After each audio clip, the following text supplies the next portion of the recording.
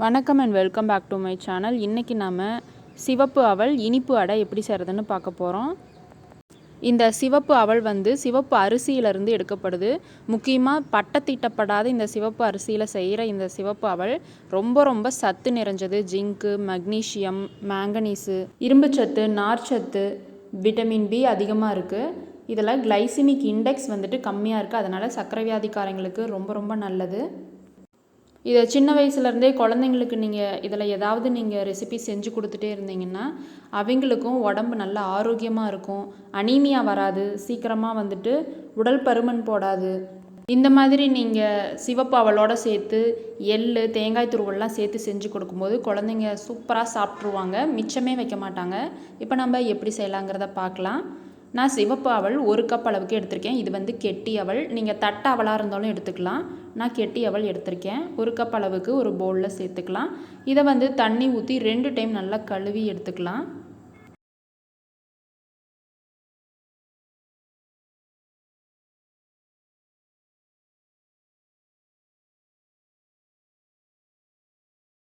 இப்போ இதில் அவல் மூழ்கி இன்னும் கொஞ்சம் மேலே தண்ணி நிற்கிற மாதிரி கொஞ்சம் தண்ணி ஊற்றி நம்ம ஒரு அரை மணி நேரம் ஊற வச்சுக்கலாம். நீங்கள் தட்டை அவலாக இருந்ததுன்னா 15 நிமிஷம் ஊறினாலே போதும். இது கெட்டி அவல் அப்படின்றதுனால கண்டிப்பாக அரை மணி நேரம் ஊறணும். இதை மூடி போட்டு அரை மணி நேரம் ஊற வச்சிடலாம். அவல் ஊறுற டைமில் நம்ம வெல்லம் பாகு காய்ச்சிக்கலாம். அவல் எடுத்து அதே கப்லேயே 1 கப் அளவுக்கு வெல்லமும் அதே கப்லேயே 3ல் 1 பங்கு தண்ணியும் சேர்த்துக்கலாம். அதிகமாக தண்ணி சேர்க்க வேணாம். வெல்லம் கரைஞ்சா போதுங்க. கரைஞ்ச உடனே நம்ம அடுப்பை ஆஃப் பண்ணிடலாம். இந்த தண்ணியை நம்ம வடிகட்டி தனியாக எடுத்து வச்சுக்கலாம். பாகுபதம்லாம் வரணுன்ற அவசியம் கிடையாது, கரைஞ்சாலே போதுமானது. 1 டேபிள் ஸ்பூன் அளவுக்கு கருப்பு எள்ளு எடுத்திருக்கேன். அதை வாணலியில் சேர்த்துட்டு எண்ணெய் ஊற்றாத ஒரு 2 நிமிஷத்துக்கு வறுத்து எடுத்துக்கலாம். இப்போ இதை தனியாக எடுத்து வச்சிடலாம்.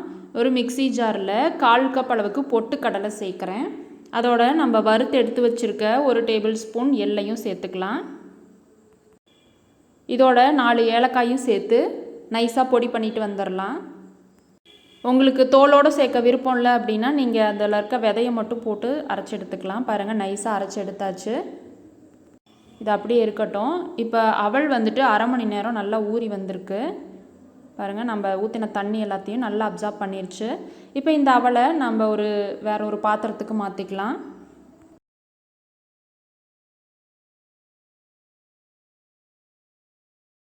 இதில் நம்ம பொடி பண்ணி வச்சுருக்க பொட்டுக்கடலை, எள்ளு பவுடரையும் சேர்த்துக்கலாம். இதோட அவல் எடுத்து அதே கப்லேயே 1 கப் அளவுக்கு துருவன தேங்காய் சேர்த்துக்கலாம். தேங்காய் எவ்வளோ சேர்க்குறோமோ அந்த அளவுக்கு டேஸ்ட் ரொம்ப சூப்பராக இருக்கும். இப்போ நம்ம வெள்ளைப்பாகு சேர்த்து பிசைஞ்சிக்க போகிறோம். அதுக்கு முன்னாடி அவனில் இருக்கிற ஈரப்பதத்திலேயே இந்த எல்லா இன்க்ரீடியன்ட்ஸையும் நல்லா போட்டு பிசைஞ்சிக்கலாம்.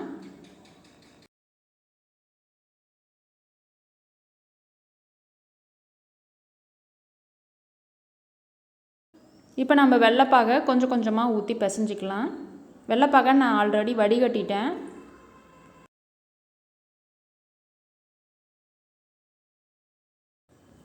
முக்கால்வாசி வெள்ளைப்பாகை நான் ஊற்றிட்டேன். கால்வாசி நான் அப்படியே வச்சுட்டேன்.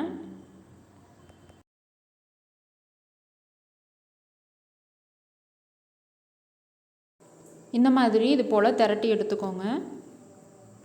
இப்போ இதை நம்ம வேற ஒரு பவுலுக்கு மாற்றிக்கலாம். இதை உருண்டைகளாக பிடிச்சிட்டு நான் டைரெக்டாக தோசைக்கல்லையே தான் அடை தட்ட போகிறேன். மீடியம் சைஸ் அடையாக தான் நான் தட்ட போகிறேன். ரொம்ப பெருசாலாம் நான் தட்ட போகிறதில்ல. அதுவும் இல்லாமல் நீங்கள் வாழை இலை அல்லது எண்ணெய் பாக்கெட்டில் கூட நீங்கள் அடை தட்டி அதில் சேர்க்கலாம், பெருசாக நீங்கள் செய்கிற மாதிரி இருந்ததுன்னா. தோசைக்கல்லில் லைட்டாக எண்ணெய் தடவிருக்கேன். கையை லைட்டாக நனைச்சிட்டு நம்ம அடை தட்டினோன்னா நல்லா ஈஸியாக வரும், கையில் ஒட்டாது. நான் சென்டர்லேயே வச்சு தட்டிட்டேன்.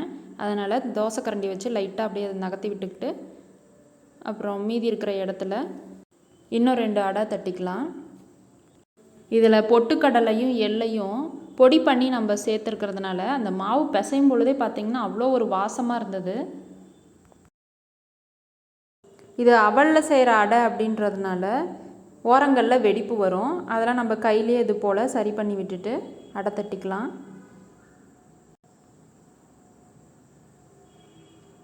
இதுக்கு நீங்கள் நெய் ஊற்றி சுட்டால் இன்னும் கமகமன்னு நல்லா சூப்பராக இருக்கும். நான் இன்றைக்கி இதுக்கு கடலெண்ணெய் தான் ஊற்றிக்கிறேன். அடுப்பை மீடியம் ஃப்ளேமில் வச்சுக்கோங்க. இப்போ ஒரு பக்கம் செவந்ததும் இதை நம்ம திருப்பி விட்டுக்கலாம்.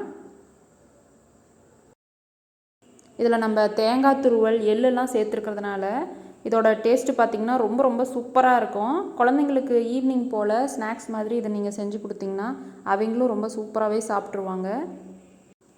ஹெல்த்தியாக செஞ்சு கொடுத்த மாதிரியும் இருக்கும்.